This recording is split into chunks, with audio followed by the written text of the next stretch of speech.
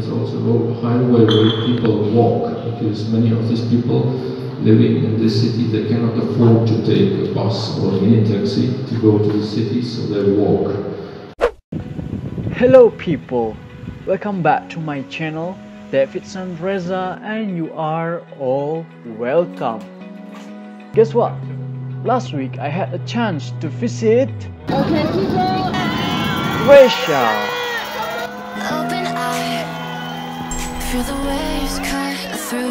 This country is awesome. There are so many ruins to explore. So we are on the top of this. The others. Oh, so scary. History to be discovered. This is not in Italy, guys. This is in Pula, Croatia. And of course, the sea and nature. I'm freezing right now. The weather is still cold.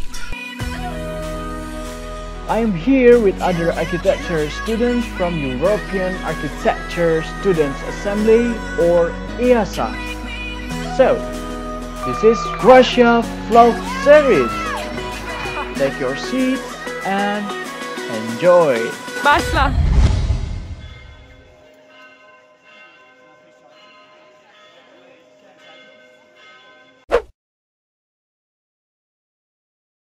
But it's also a highway where people walk, because many of these people living in this city, they cannot afford to take a bus or a mini taxi to go to the city, so they walk. And they mostly walk to come to this market or to their working places, and they still live outside. So this kind of still this apartheid city, which departs black and the white in a way still exists, but it's no longer the black and the white, but it's the rich and the poor. So it's still a divided city.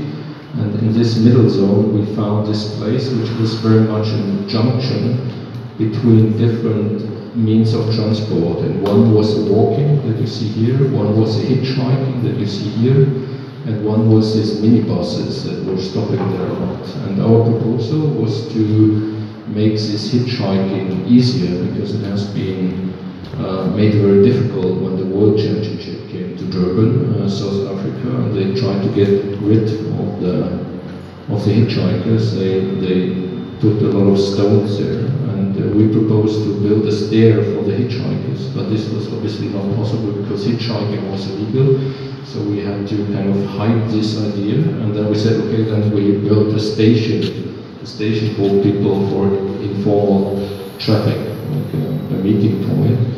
And yeah, to find a narrative for that, we said, okay, if they don't have cars, we give them cars in form of a roof, and then they can have a bit of fun about the people that got stuck in traffic every morning. So we called it Rush Hour Rest Stop.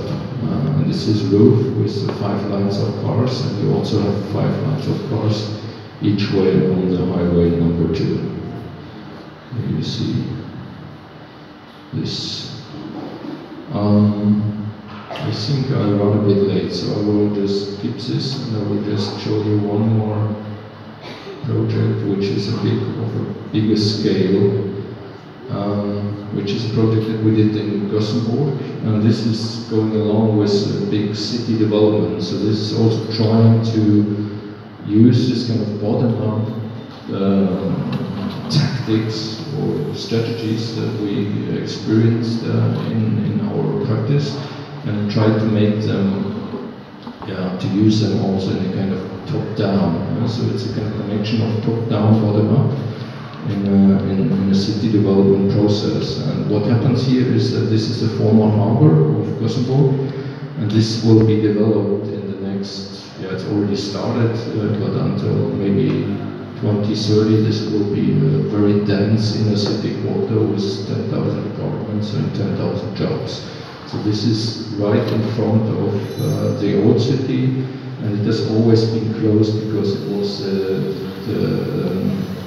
tax-free harbor, so it was an ex-territory land. Nobody could enter it, and now it becomes the city. And what they're trying to do there is very interesting. They're really trying to make a different kind of development. They don't want the same kind of high-value middle-class housing projects that they've done before in many other places, but they try to do like 50% social housing, and they really try to reinvent a kind of mixed, dense city, which is very difficult actually, with the interest of investors in nowadays, and also with all the building laws that we've created after World War II.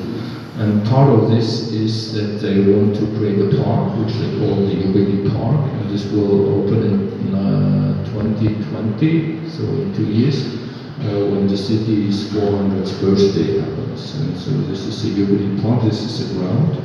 And what they did is they invited 2 curators, one is a town planner, one is actually a curator, and they invited them to start the park right away before the planning is actually done. And they, after a while, called this Park 0.5, and their strategy, they always explain with this word, show me, don't tell me, because they were believing that participation doesn't really happen on the paper, but you have to be really, something has to happen so that people get interested and really involved and can also be interestingly contribute to a city development process. And what we were invited for was, once was to get a bit of an overview of what is actually happening there already. There were already some artworks installed, and we looked very carefully of all the activities that were already there. This was a kind of roller coaster that was already installed, and there was also informal things like the sailing guys that just came. Nobody invited them, they just came because there was so much asphalt and so much wind, and many other things, and we made this kind of partition of this place. And then we were invited to work on basin culture.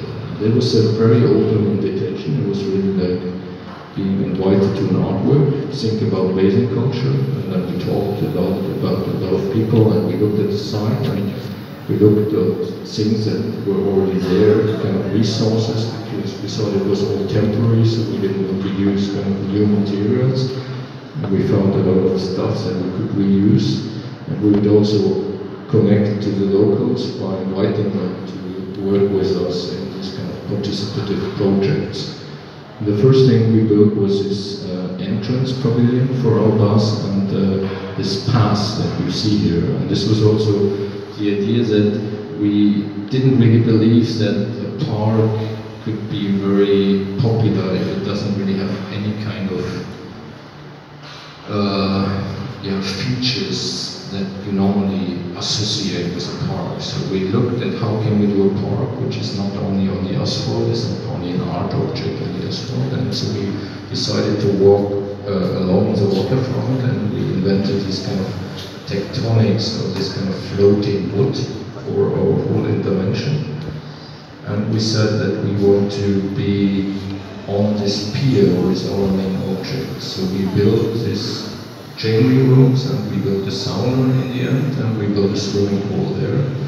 And we always try to connect every object somehow to this idea of harbor and to the things that we found on site. Here you see the changing rooms. We built them with reused bubbles, the showers, and here you see the sauna that became a kind of signature for the place. And the idea was that you go into the sauna and you have a kind of big window in there, and then you see that you're very, very close to the inner city. So it makes this kind of connection from this new part of the city, which was always been the bad part of Kosovo, to the very inner city of Kosovo, and kind of talks about the proximity and about the possibilities, this oasis. This became actually a very popular place. Here you see the inside, which was also built by ourselves. So we have this very hard shell and then this very soft inside, and here you see also the big panoramic window, and this also kind of very big sauna. It's enough place for 35 people in there. And then the year after we did the swimming pool. It was another competition that we won there. And here we were a bit running out of ideas, so we just said we make it it has to be very fast also. It's only half a year planning and building. So we used existing steering houses from old ships, because we thought it's a bit strange if you design so many small objects. So we thought we stopped designing, we just used the idea of replacement. And the only other thing that we did is that we tried to minimize the line between the river water, which is too dirty to swim, and the pool that we created, which is actually a bio pool with bio cleaning, how do you call it, like station on the land, which is in containers, and then we designed these lamps and the showers that were actually looking exactly the same. And this turned out to be a bit of a problem because people are always standing in front of the lamps and not the shower, so it was also not a good idea. Okay, sorry, taking a bit longer, but I think I made it up now. Yeah. Hey people, you can hit the subscribe button to get more videos over there, and you can catch up with me through my website, blog, podcast and Instagram account over there. And see you in the next videos. Bye bye.